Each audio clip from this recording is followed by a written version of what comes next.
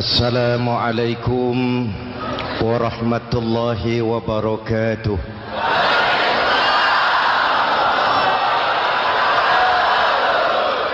Alhamdulillahillazi ja'ala Ramadhana syahra siyami lil mu'minin. Wassalatu wassalamu ala asyrafil mursalin Sayyidina Muhammadin wa ala alihi wa sahbihi ajma'in, amma ba'du. Para ulama yang saya muliakan, para pejabat baik sipil maupun militer yang saya hormati, alhamdulillah malam ini atas izin Allah, mudah-mudahan yang kita laksanakan ini merupakan bagian dari amal ibadah kita di bulan suci Ramadan ini. Hadirin, reformasi terbesar adalah reformasi yang dilakukan oleh baginda Nabi besar Muhammad sallallahu alaihi wasallam. 23 tahun merombak satu bangsa biadab menjadi bangsa beradab, merombak umat yang terpecah belah menjadi umat yang bersatu, merombak masyarakat yang tenggelam dalam kemusyrikan menjadi umat yang bertauhid. Reformasi besar apa yang dilaksanakan oleh Rasul dan apa hubungannya dengan kita sekarang? Ini yang ingin saya sampaikan malam ini. Pertama, beliau melaksanakan reformasi akidah, membebaskan manusia dari kemusyrikan, menyelamatkan manusia dari ketergantungan kepada benda. 13 tahun beliau berjuang di kota Makkah hanya untuk menanamkan la ilaha illallah Muhammadur Rasulullah. Dari sana segalanya dimulai, meletakkan fondasi. Saya yakin tidak ada Tuhan selain Allah dengan seluruh konsekuensinya. Kalau saya yakin tidak ada Tuhan selain Allah, maka saya tidak akan menyembah kecuali hanya kepada Allah. Orang yang benar fondasinya, benar sujudnya. Jelas? Kalau saya yakin tidak ada Tuhan selain Allah, saya tidak akan minta rizki kecuali hanya kepada Allah. Orang yang benar fondasinya, jauh dari korupsi, jauh dari judi.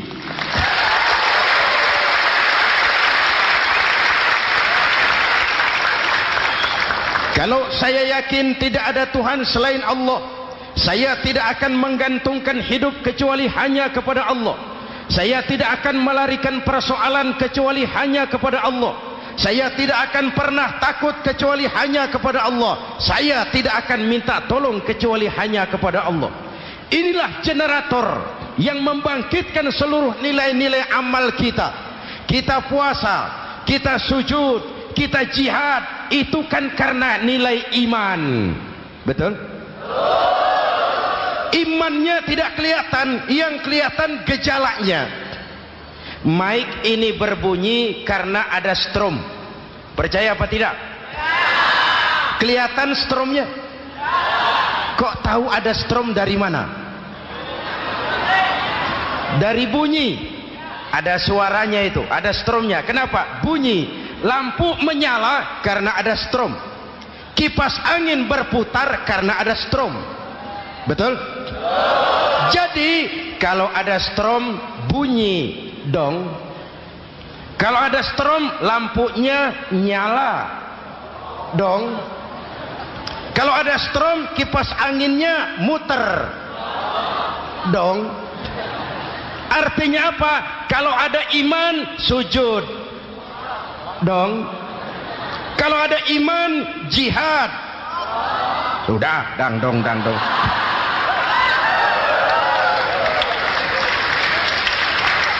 Seluruh amaliyah kita hanya refleksi dari nilai-nilai keimanan. Maka dimulai dengan fondasi.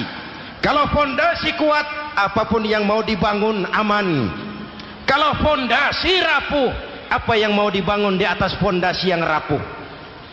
Karena itu, dengan tabligh akbar ini, pesan pertama saya, mari jaga nilai-nilai iman kita. Kita masih bergelut dengan zaman susah.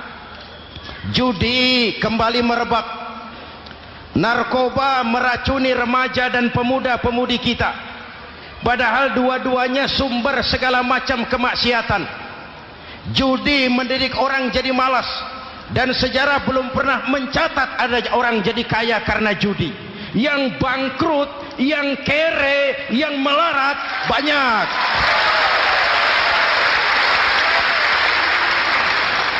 Makanya saya bersyukur di sini nggak ada yang judi.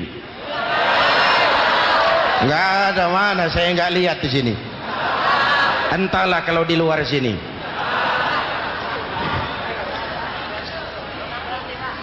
Judi itu penyakit, kalahnya bikin penasaran, menangnya bikin ketagihan. Itulah penyakitnya. Makanya lebih baik makan singkong betulan daripada makan roti mimpi. Ayo, makan singkong betulan, makan roti mimpi, lebih baik mana? Lebih baik makan roti betulan, Mas. Maksud saya, uang 4-5 ribu rupiah itu daripada belikan togel, daripada dibelikan pakong, daripada dibelikan macam-macam undian judi, lebih baik dibelikan beras, makan sama-sama. Hadirin yang saya hormati, karena iman kita hidup, untuk iman kita berjuang, dalam iman kita ingin kembali menghadap Allah Subhanahu. Dahulu pun orang-orang tua kita berjuang memerdekakan negeri tercinta ini. Apa faktor penggerak utamanya? Iman. Imanlah yang mengajarkan orang-orang tua kita, hubbul watan minal iman. Cinta tanah air bagian daripada iman. Lah, tanah air kita kan bukan Aljazair. Tanah air kita bukan Palestina. Tanah air kita bukan Mesir. Tanah air kita mencintai Indonesia bagian daripada iman. Yang datang menjajah kebetulan kafir. Nah ini, bertemulah cinta tanah air dengan semangat jihad yang diajarkan agama. Lalu bangkitlah para ulama, bangkitlah para kiai, bangkitlah para santri, berjuang memerdekakan negara tercinta ini. Saya tanya lagi, orang-orang tua kita dahulu berjuang melawan penjajah, senjatanya apa? Bambu runcing. Jenderal mana mau taruhan? Bambu runcing merdeka melawan tank. Bambu runcing merdeka melawan meriam. Bambu runcing merdeka melawan tentara-tentara profesional yang terlatih dengan baik. Menurut logika tidak mungkin. Menurut kebiasaan tidak bisa. Menurut rasio impossible. Entoh nyatanya kita merdeka. Lalu para pendiri Indonesia dengan jujur mencantumkan dalam mukaddimah Undang-Undang Dasar Negara kita kalimat yang berbunyi, dengan berkat rahmat Allah yang Maha Kuasa. Ada tidak itu dalam pembukaan Undang-Undang Dasar? Ada apa tidak? Pokoknya biar belum pernah baca, ada gitu saja sudah, ya, biar lancar urusan. Saya yakin kalimat ini bukan lipstick, not decoration only. Kalimat ini pengakuan moral, pengakuan batin yang sangat jujur dari para pendiri Indonesia bahwa Allah campur tangan dalam proses kemerdekaan. Kalau tidak, nggak ada ceritanya bambu runcing merdeka melawan tank.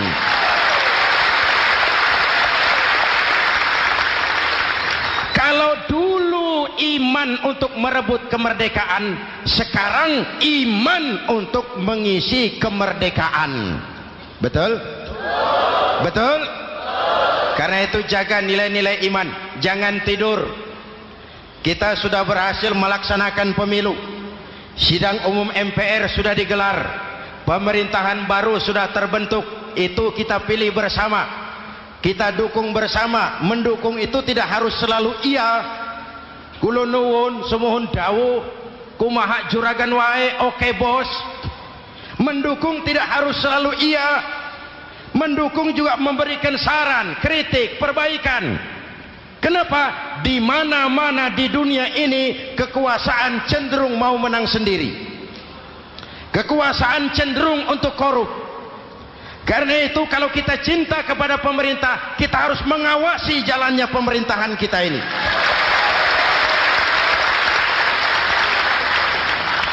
Pengalaman ketika Orde Baru berdiri, kita percaya, kita serahkan penuh, lalu kita tidur.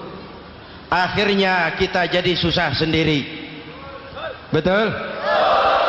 Umat Islam tidak boleh jatuh dua kali di tempat yang sama. Hari ini lewat sini jatuh wajar, belum tahu barangkali. Besok lewat sini lagi jatuh lagi, goblok tenan. Masa jatuh dua kali di tempat yang sama itu bagaimana? Hadirin yang saya hormati, nilai-nilai iman, intan paling mahal, mutiara paling berharga, tidak lain nilai iman. Imanlah yang menyebabkan kita gembira menyambut datangnya Ramadan, menyingsingkan lengan baju, menghamparkan sajadah, melakukan pendekatan yang intens kepada Allah. Kenapa? Kita mengerti nilai Ramadan. Tempo hari saya berikan contoh. Di tangan kanan saudara ada berlian, harganya 50 juta. Di tangan kiri saudara ada rumput seikat. Berlian dan rumput ini taruh di depan kambing. Kira-kira mana yang diambil kambing? Rumput, dasar kambing. Kambing tidak ngerti nilai berlian. Padahal kalau kambing sedikit mau pakai otak.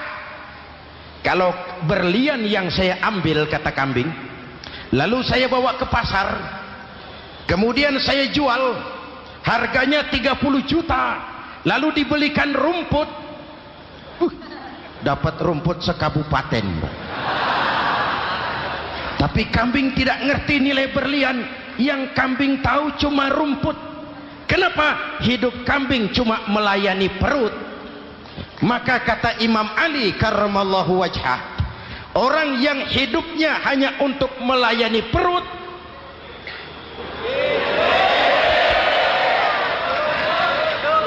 saudara yang ngomong ya, tanggung jawab.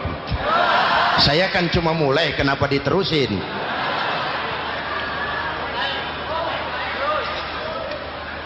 Hadirin yang saya hormati, jaga iman baik-baik, wariskan kepada anak-anak kita. Mereka harapan kita semua. Mereka masa depan Indonesia. Akan bagaimana Republik Indonesia, bahkan akan bagaimana Islam di Republik Indonesia 20, 30, 40 tahun yang akan datang. Anak-anak kitalah jawabannya.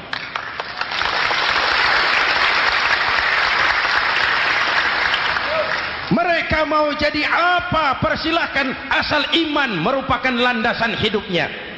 Anak-anak kita boleh jadi jenderal asal jenderal beriman, boleh jadi pejabat, pejabat beriman, jadi pengusaha, pengusaha beriman. Kalau iman landasannya aman. Jadi pengusaha, pengusaha beriman, insya Allah timbangannya tidak curang, ekonomi lancar, masyarakat tenang. Jadi petani, petani beriman, insya Allah tidak menggarap tanah yang bukan miliknya.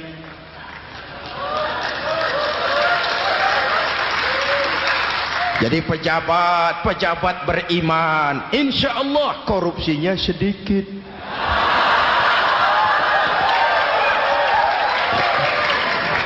Jadi jenderal, jenderal beriman, insya Allah berjuangnya bersama ulama, bukan nangkepi ulama.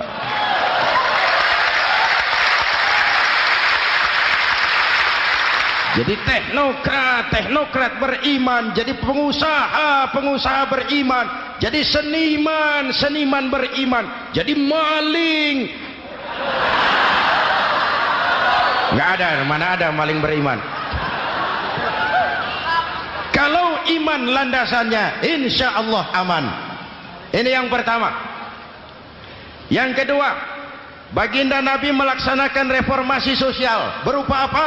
Membebaskan manusia dari ras diskriminasi, mengikat manusia dengan tali akidah. Diciptakan kita dari laki-laki dan perempuan, dijadikan kita bersuku-suku dan berbangsa-bangsa. Bahkan Quran memulai dengan kalimat syu'ub, wa ja'alnakum syu'uban wa qabaila.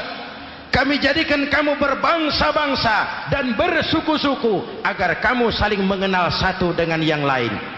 Saya ingin mengulangi imbauan saya, mari kita tingkatkan kerukunan.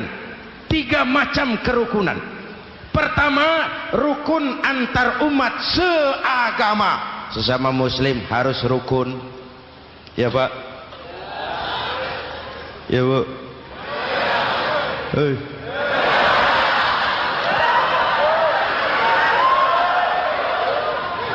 Malam ini saya tidak merasa sebagai tamu di sini. Saya hanya keluarga di tengah-tengah keluarganya.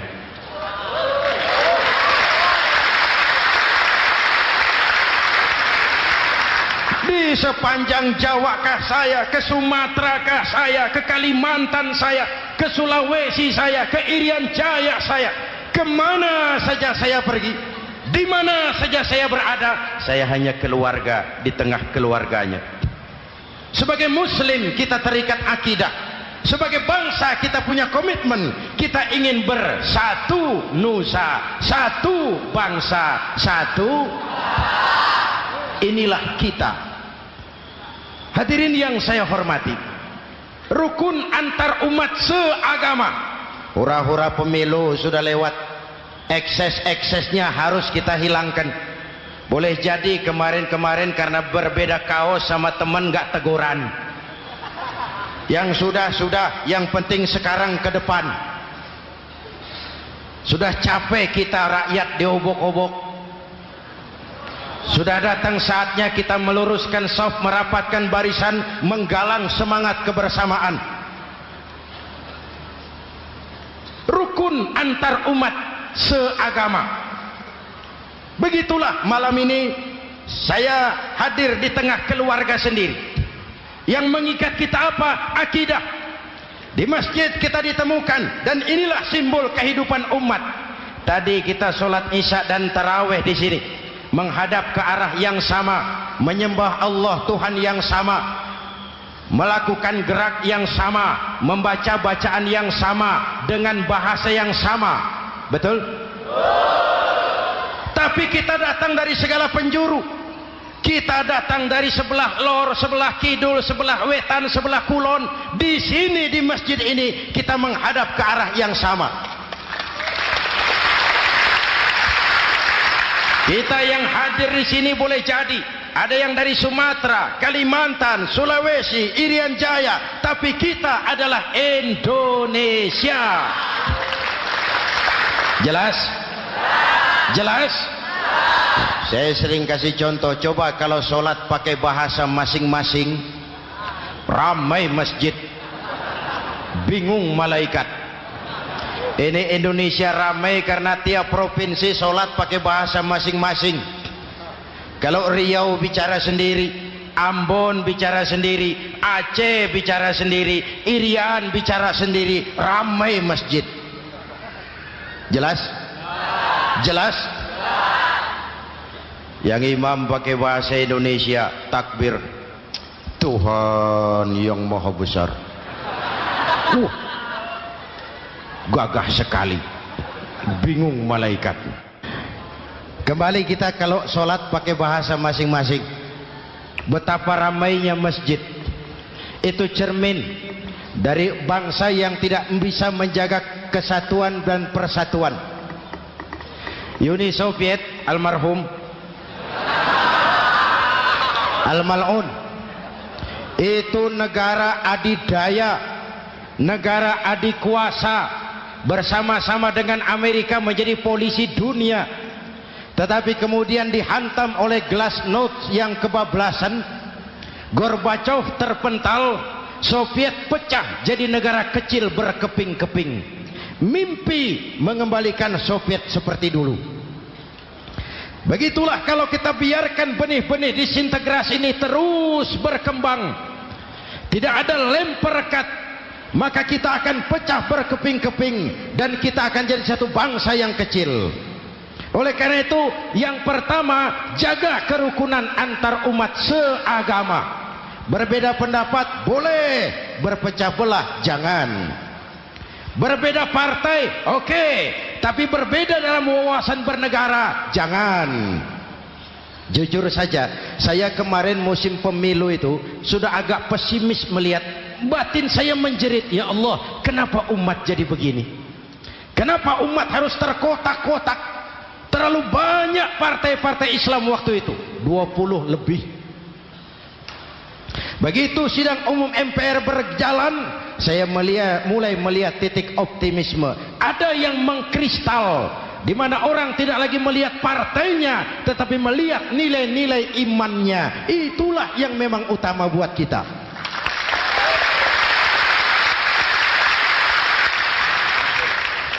Ini yang pertama, rukun antar umat seagama. Yang kedua, rukun antar umat beragama.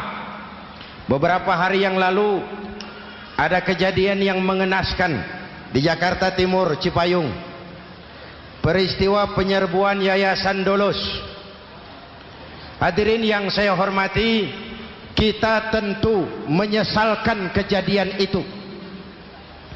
Kita tidak bisa menyetujui tindakan main hakim sendiri. Kita berharap pemerintah bukan hanya bisa menangkap pelakunya, tapi juga yang tidak kalah pentingnya mengusut akar permasalahannya. Kenapa itu terjadi? Kalau cuma pelakunya yang ditangkap, akar permasalahannya tidak selesai, saya khawatir terulang lagi di tempat lain. Inilah yang terpenting, menjaga kerukunan antar umat beragama, saling menghormati, saling menghargai. Jangan melakukan kamuflase, jangan melakukan tindakan-tindakan yang rawan dan peka. Misalnya umat Islam membangun masjid di tengah perkampungan orang Kristen, padahal tidak ada Islamnya di situ. Itu bisa menimbulkan kerawanan. Atau sebaliknya, membangun gereja di tengah perkampungan umat Islam yang tidak ada Kristennya di situ. Atau sebaliknya, mereknya kegiatan sosial, mereknya kegiatan kemanusiaan, tapi isinya penyebaran agama kepada orang yang sudah beragama. Itu pun bisa menimbulkan kerawanan. Jelas? Maka yang besar jangan mau menang sendiri, yang kecil harus tahu diri. Jelas? Mari saling menghormati, mari saling menghargai dalam batas lakum dinukum. Menangkap pelakunya penting, mengusut akar permasalahannya itu pun tidak kurang pentingnya. Hadirin yang saya hormati, Islam agama toleran, baik dari prinsip ajarannya maupun dari sikap umatnya. Islam agama yang rahmatan lil alamin. Kita punya kewajiban untuk membuktikan bahwa Islam bukan merupakan ancaman. Islam adalah alternatif. Islam adalah solusi. Islam bukan ancaman. Yang hadir di sini bukan perusuh, bukan umat biang kerok. Ini umat yang cinta damai.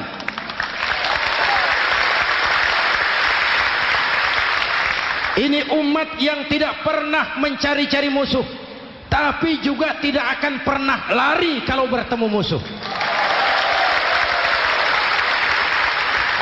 Mari kita jaga kerukunan antar umat beragama. Jangan sampai peristiwa Dolos terulang lagi di tempat-tempat lain. Saling menghargai, saling menghormati. Jangan main hakim sendiri, tapi juga jangan mau menang sendiri. Hadirin yang saya hormati, dengan menjaga kerukunan antar umat beragama, akar keutuhan kita sebagai bangsa semakin terpelihara. Lalu yang ketiga, rukun antar umat beragama dengan pemerintah. Tadi kita sholat di sini ada imam, ada makmum, betul? Kalau makmum siapa saja boleh, Mas. Tidak ada pemilihan makmum. Fikih itu ketat kalau sudah memilih imam. Nih makmum siapa saja. Pak, itu orang pemabuk itu, boleh jadi makmum. Suka mencuri, Pak, boleh jadi makmum. Bacaannya tidak fasih, boleh jadi makmum. Ketinggalan 1 rakaat, boleh jadi makmum. Tapi tidak tiap orang boleh jadi imam. Kenapa? Imam mau mimpin orang banyak. Kalau dia bodoh, bagaimana nasib makmumnya?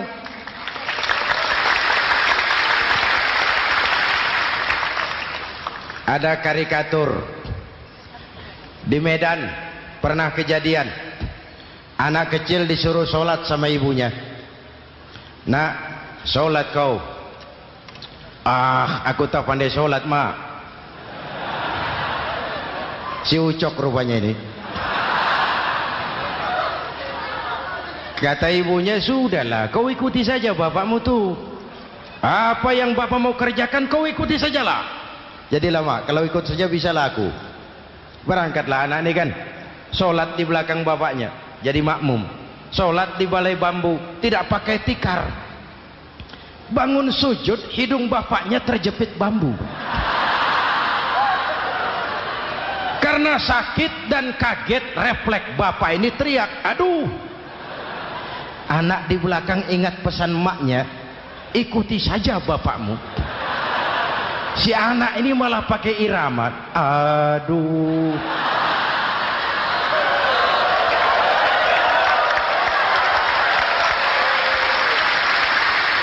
Lah, ada yang lebih gendeng lagi. Mendengar anaknya mengadu, bapaknya menoleh ke belakang. Kata bapaknya, kau kejepit juga, Cok, katanya. Sholat jadi ngobrol. Kalau makmum dan imam sama bodohnya, rusak sholat ini.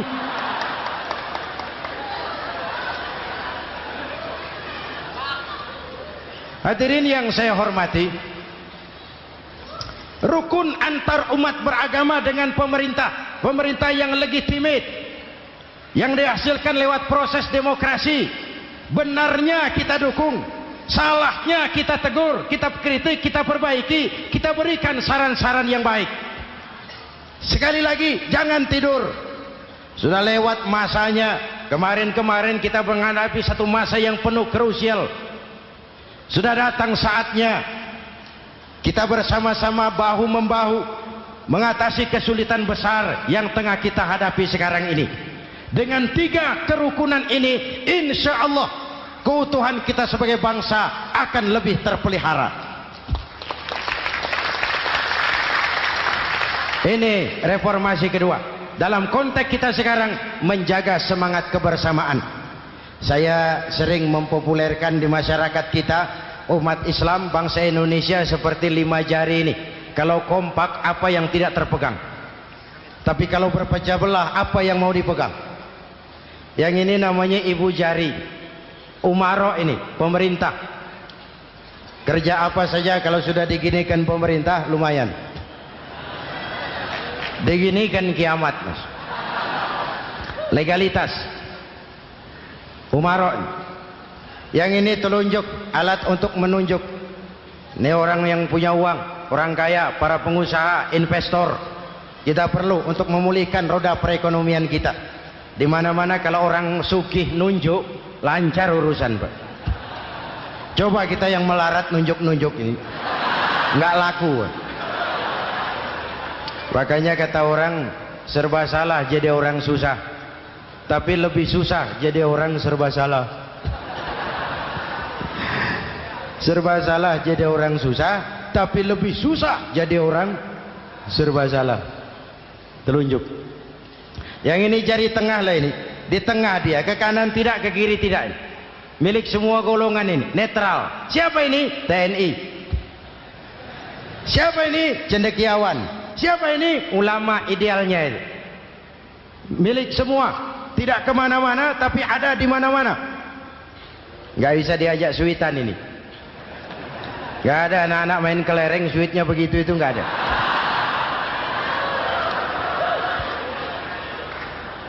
Ini jari manis remaja, pemuda, masa muda, masa yang paling manis. Semua harapan milik pemuda. Belum pernah saya dengar ada orang pidato para kakek-kakek harapan bangsa, belum pernah. Mesti kalau sudah harapan umat, pemuda, harapan negara, pemuda, harapan agama, pemuda, harapan bangsa, pemuda, harapan pemudi. Jari manis. Yang ini kelingking, jari paling kecil ini. Ini kaum wanita ini. Perempuan kecil tapi mantap. Masya Allah. Ini ibu jari ini besar ini. Sweet ketemu kelingking, kalah ibu jari ini. Di mana-mana kekuasaan sering kalah sama perempuan. Siapa yang mendorong-dorong Nabi Adam memetik pohon buah huldi? Kelingking. Kelingking. Kelingking. Julius Caesar tunduk kepada Cleopatra. Siapa Cleopatra? Kelingking. Napoleon, singa daratan Eropa, the Lion of Europe, luas kekuasaannya, hebat tentaranya, bertekuk lutut di bawah kaki Margaret Josephine. Kelingking. Hadirin yang saya hormati, kalau 5 pilar ini bersatu, ringan sama dijinjing, berat sama dipikul, kita akan jadi satu bangsa yang kuat. Jelas? Jelas? Dengan Ramadan, dengan tabligh akbar malam ini, mari kita jaga semangat kebersamaan. Saya selalu mengingatkan, sekarang lebih banyak tukang kompor daripada tukang lem. Lebih banyak tukang kompor daripada tukang lem. Hangati sana, sulut sini, bakar sana, panasi sini, terbakar kita, dia lari tepuk tangan, dan kita yang rugi. Jelas? Jelas? Ini hal yang kedua. Reformasi sosial mengikat manusia dengan tali akidah, mempersaudarakan manusia dari manapun orang datang, apapun warna kulitnya, dari suku apapun ia dilahirkan, kalau akidahnya sama, itulah saudara kita.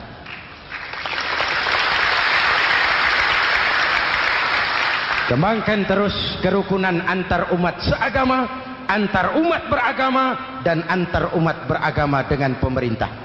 Muslim bagaikan satu tubuh. Jikalau yang satu sakit, yang lain ikut merasakan sakit. Muslim bagaikan sebuah bangunan, yang satu sama lain harus saling memperkuat. Ada yang jadi tiang, tentu. Ada yang jadi pintu, memang. Ada yang jadi genteng, iya. Tapi satu sama lain harus saling memperkuat. Tidak bisa genteng ngomong sama tiang.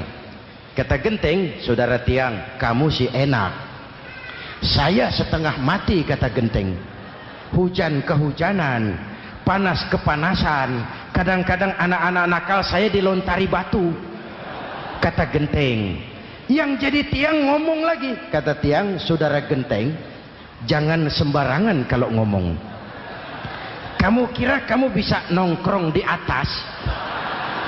Itu gara-gara siapa, genteng? Aku yang topang dari bawah, kata tiang. Kamu jadi anggota DPR, jadi anggota MPR, jadi pejabat, kami rakyat yang angkat.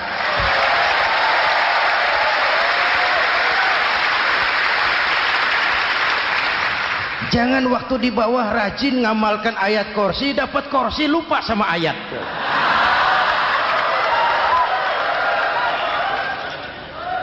mari ringan sama kita jinjing, berat sama kita pikul, duduk ya kita sama rendah, berdiri kita sama tegak. Tidak ada warga negara kelas 1 di Republik ini. Ini reformasi kedua. Yang ketiga, reformasi menegakkan keadilan, menyelamatkan manusia dari kezaliman. Sebelum Islam datang, sebelum Rasul datang, manusia dibedakan oleh hartanya, manusia dibedakan oleh warna kulitnya, manusia dibedakan oleh keturunannya. Beliau dengan tegas mengajarkan, innallaha la yanzuru ila suwarikum wala ila amwalikum walakin yanzuru ila qulubikum wa a'malikum. Allah tidak melihat potonganmu, Allah tidak melihat hartamu. Yang Allah lihat itu hatimu dan amal perbuatan.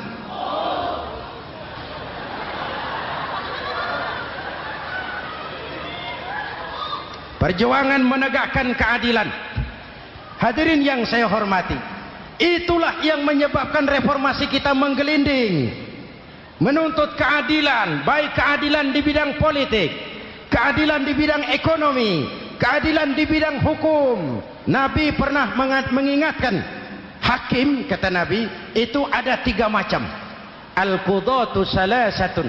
Hakim ada 3 macam. 1 di surga, 2 di neraka. Hadirin yang saya hormati, siapa yang hakim ke surga itu? Ada hakim yang tahu tentang kebenaran, lalu siap melaksanakan kebenaran itu, menghukum dengan kebenaran apapun resikonya, walaupun dimusuhi atasannya, walaupun bertentangan dengan nuraninya, karena itu orang yang dia sukai, tapi dia tetap melaksanakan hukum. Hakim yang mengerti tentang kebenaran sesuatu lalu melaksanakan hukum dengan kebenaran itu yang akan sampai ke surga.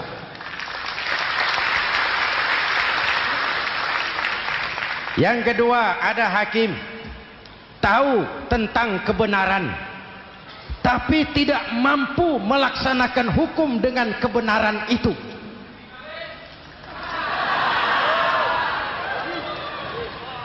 Tahu sesuatu itu benar tetapi tidak punya nurani untuk membela kebenaran. Mengetahui kebenaran tapi tidak berdaya untuk memperjuangkan kebenaran. Akhirnya hukum dikebiri. Yang salah jadi benar, yang benar jadi salah. Itulah realita yang kita rasakan selama ini. Yang baca Quran dengan suara merdu dapat piala. Yang mengamalkan Quran dengan konsekuen dapat penjara. Yang berteriak-teriak menegakkan keadilan dianggap aneh. Yang korupsi habis-habisan hidup terhormat.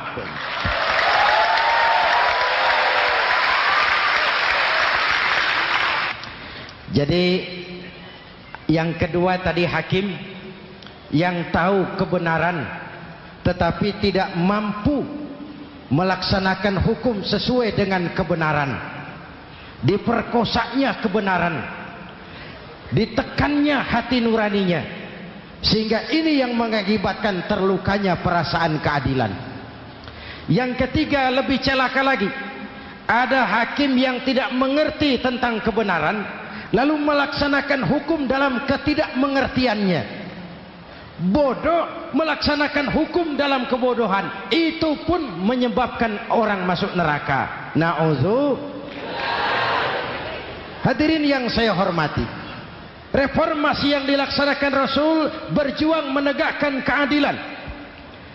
Setelah membebaskan manusia dari ras diskriminasi, an-nas kulluhum li Adam wa Adam min turab, la fadla li arabiyyin ala ajamiyyin illa bitaqwa. Seluruh manusia berasal dari Adam. Adam diciptakan dari tanah, dan tidak ada kelebihan Arab dengan yang bukan Arab kecuali dengan takwanya. Nah, saya masih ingat sebuah cerita. Mau dengar? Mau dengar? Pada waktu Umar bin Khattab radhiyallahu anhu menjadi khalifah, menjadi Amirul Mukminin, itu yang jadi gubernur di Mesir adalah Amr bin As. Satu saat Amr bin As ingin mendirikan masjid, tapi tanah lokasi masjid itu milik orang Yahudi, ada gubuk di situ. Dipanggil Yahudi ini oleh Amr bin As. Saudara Yahudi, iya. Itu rumahmu ya? Iya. Sudah tahu belum? Belum. Ya memang saya belum kasih tahu. Begini, kamu bangun sembarangan saja, rumahmu kena jalur hijau itu. Lalu saya mau bangun masjid di situ. Ya tapi ada rumah saya, Pak. Sudahlah, rumahmu saya bayar, saya beli. Enggak mau, Pak. Rumah saya cuma itu-itunya.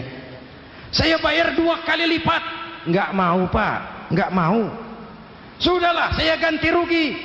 Ya, enggak mau, Pak. Namanya juga ganti rugi, Pak. Biar digantikan tetap rugi. Mangkel Amr bin As ini wong cilik kok bertingkah amat. Si amat aja enggak bertingkah. Panggil kamtib. Hei, gusur. Ditarik rumah Yahudi ini, ambrol.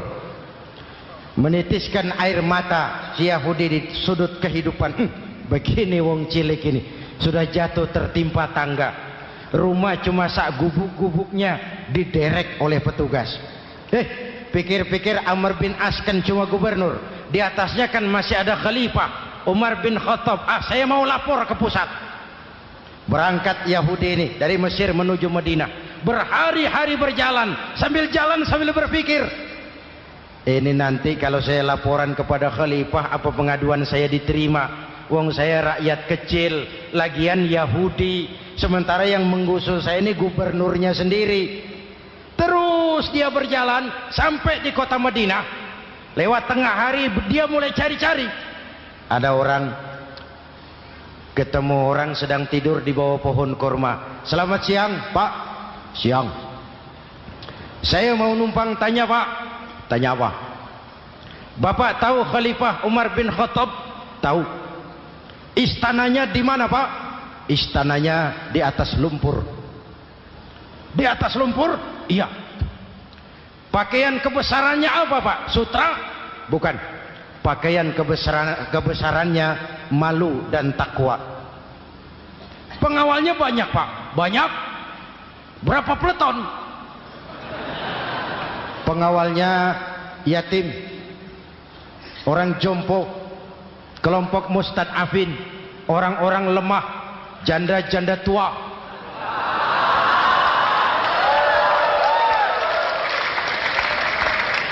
Itu pengawalnya. Pakaian kebesarannya malu dan takwa. Pengawalnya orang-orang lemah, tidak berdaya. Kok begitu, Pak? Begitulah Umar bin Khattab. Orangnya sekarang di mana, Pak? Di depan kamu. Jadi Bapak, iya. Bapak, iya. Saya Umar. Ada apa, Mas? Oh, yang datang dari Semarang waktu itu.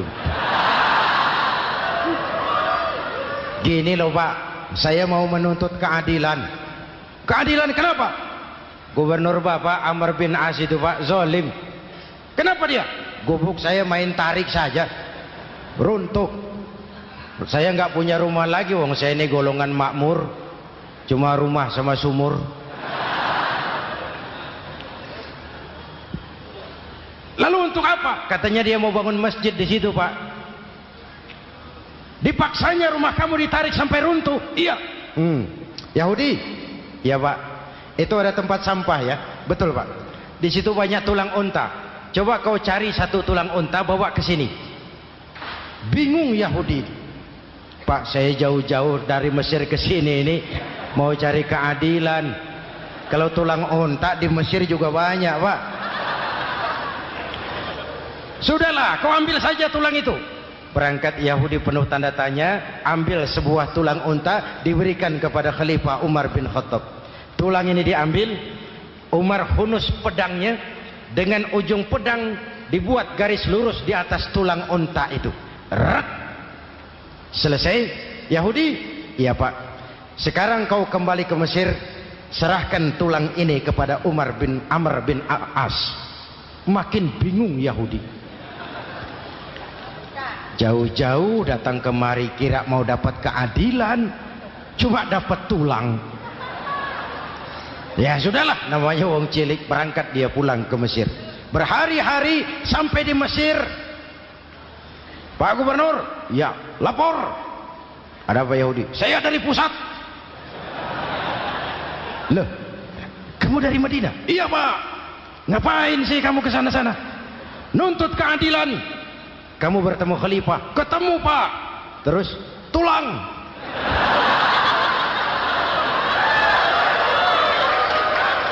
Ini loh Pak, salam dari beliau, tulang. Apa maksudnya? Aku nggak ngerti lah itu Pak. Yes, go rene. Diambil tulang itu, Amr bin As melihat ada garis lurus dengan ujung pedang, gemetar badannya, keringat bercucuran. Kepala proyek dipanggil. Mas, ini proyek masjid batal. Gubuk Yahudi dirikan lagi. Loh Pak, kata kepala proyek, saya kan sudah menang tender Pak.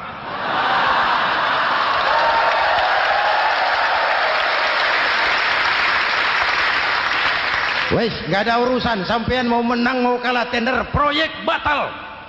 Itu gubuknya Yahudi dirikan lagi. Yahudi makin bingung. Ada gubernur dapat tulang gemetar. Pak Gob, ya, sebenarnya apa yang terjadi? Apa-apa? Kamu sedikit-sedikit main pusat.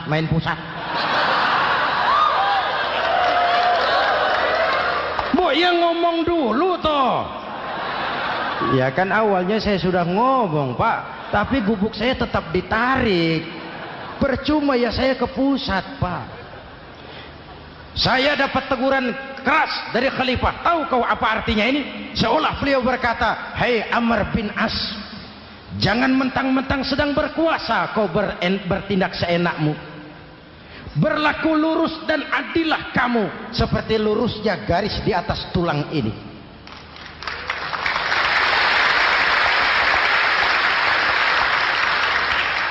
Kalau kau tidak lurus, kalau kau tidak berlaku adil, aku yang akan meluruskanmu dengan pedangku. Itu bahasa simbolik. Siapa yang enggak gemeter? Kamu. Pusat. Wedus. Ya ini nek coro kita. Oh Pak, kalau begitu Islam adil ya Pak? Adil. Jadi saya menang Pak? Menang kamu. Padahal saya Yahudi. Tapi menang ya? Menang. Pak sudahlah kalau begitu Pak. Bagaimana? Itu gubuk saya ambil saja Pak. Tanah-tanahnya sak gubuk-gubuknya Bapak ambil. Silahkan kalau mau dibangun masjid. Tidak cuma sekedar itu Pak. Mulai hari ini Bapak dengarkan. Asyhadu an la ilaha illallah wa asyhadu anna Muhammadar Rasulullah.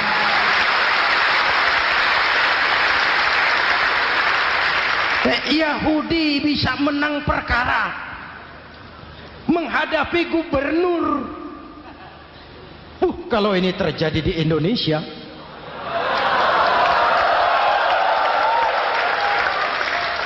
amin. Oke, lalu siapa pemimpin adil itu? Setiap kita kan pemimpin. Presiden, pemimpin di negaranya. Gubernur, pemimpin di provinsinya. Bupati, pemimpin di kabupatennya. Pak Camat, pemimpin kecamatannya. Pak Lurah, pemimpin di kelurahannya. Suami, pemimpin di rumah tangganya. Anak muda, pemimpin bagi dirinya. Dan setiap kita akan dimintakan tanggung jawab. Anak muda pemimpin buat dirinya, nanti diminta tanggung jawab. Hei, kakimu kau bawa jalan kemana? Tanganmu ngambil apa? Lidahmu bicara apa? Matamu menteleng. Apa yang dilihat? Seluruhnya akan dimintakan pertanggungan jawab. Marilah kita jadi orang yang adil kepada diri, kepada keluarga, dan akhirnya kepada masyarakat, bangsa dan negara. Hadirin yang saya hormati, satu ayat yang sering dibaca pada akhir khutbah khatib Jumat, innallaha ya'muru bil adli wal ihsan. Allah memerintahkan kamu berlaku adil dan berbuat ihsan. Tidak sekadar adil tapi ihsan. Ihsan nilainya lebih tinggi dari adil. Contoh, nak, tolong taruh telur itu di pinggir meja. Anak yang adil apa adanya, ditaruh telur di pinggir meja. Anak yang ihsan lain. Lah iya, perintahnya sih di pinggir meja, tapi kalau pas di pinggir meja kan jatuh ke bawah. Ke tengah sedikit. Ini ihsan. Oleh karena itu, mari, perjuangan menegakkan keadilan masih panjang. Jalannya tidak lurus bertabur bunga, menanjak, menurun, banyak onak dan duri. Namun seperti yang dikatakan seorang tokoh, masih Napoleon, kalau ada 1000 orang penegak keadilan, saya satu dari yang 1000 itu. Kalau ada 100 penegak keadilan, saya juga satu dari yang 100 itu. Kalau ada 10 orang menegakkan keadilan, saya juga satu dari yang 10 itu. Kalau hanya 1 orang yang menegakkan keadilan, maka sayalah yang 1 itu. Tetap konsisten berjuang menegakkan keadilan, walaupun besok langit akan runtuh, walaupun besok akan kiamat, keadilan tetap harus ditegakkan. Ini reformasi yang ketiga, menegakkan keadilan, mengayomi masyarakat dengan hukum yang tegas. Dan Rasul menjadi contoh. Ini yang hebat. Misalnya beliau berkata, "Walladzi nafsi biyadihi, law anna Fatimah binti Muhammadin sarqat, laqata'a Muhammadun yadaha." Demi Allah, andai kata Fatimah putri Muhammad mencuri, jangan orang lain, Muhammad sendiri yang akan memotong tangannya. Hukum berwibawa, masyarakat terlindungi. Kenapa? Nabi jadi contoh. Jelas? Beliau mengajarkan orang beramal. Kepada putrinya beliau mengatakan apa? I'mali ya Fatimah, i'mali fa inni la ughni anki minallahi syai'a. Fatimah, beramal kau. Fatimah, beramal kau. Fatimah, solat kau. Fatimah, puasa kau. Fatimah, zakat kau. Fatimah, haji kau. Kalau kau tidak beramal Fatimah, aku ayahmu Rasulullah tidak akan sanggup membelamu di akhirat nanti. Ini keadilan. Tidak mentang-mentang putri kesayangan Nabi lalu sudah Fatimah kamu nggak sholat nggak apa-apa, nanti di akhirat ada papi. Jauh dari semangat nepotisme. Putri beliau sendiri ditekankan, i'mali ya Fatimah fa inni la ughni anki minallahi syai'a. Beramal kau Fatimah, kalau kau tidak beramal, aku ayahmu tidak akan sanggup membela kamu di akhirat nanti. Inilah inti dari nilai keadilan. Jauh dari nepotisme, apalagi kolusi. Hadirin yang saya hormati, lalu saya masuk kepada yang keempat. Reformasi keempat yang dilaksanakan oleh baginda Rasul, menyelamatkan manusia dari gaya hidup sekuler, menyelamatkan manusia dari gaya hidup materialis, mengajarkan keseimbangan. Ada hidup sesudah mati, ada akhirat sesudah dunia. Betul? Betul? Kalau saja tidak ada hidup sesudah mati, kalau saja tidak ada akhirat sesudah dunia, persilahkan hiduplah saenae, nek perlu saenae udelmu dewe. Sayang. Ada hidup sesudah mati, ada akhirat sesudah dunia. Ini semua calon-calon jenazah.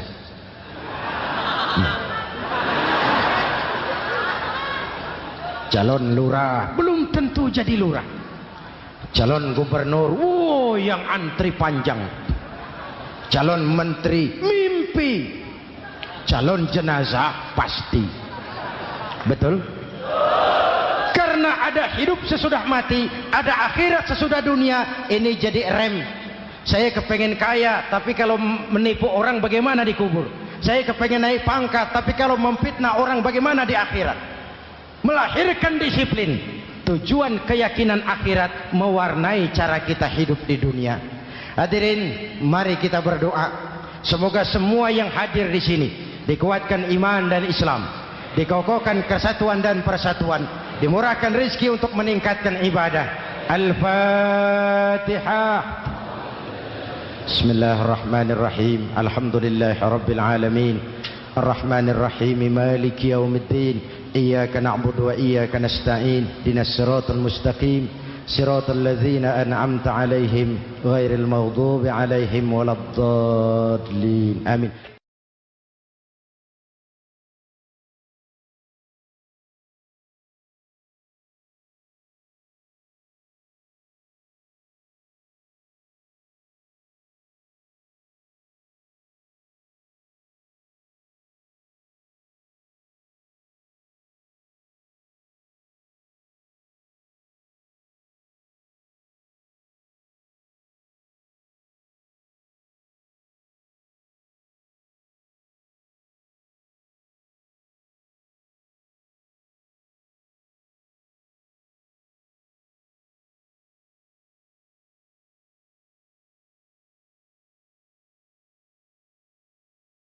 Amin.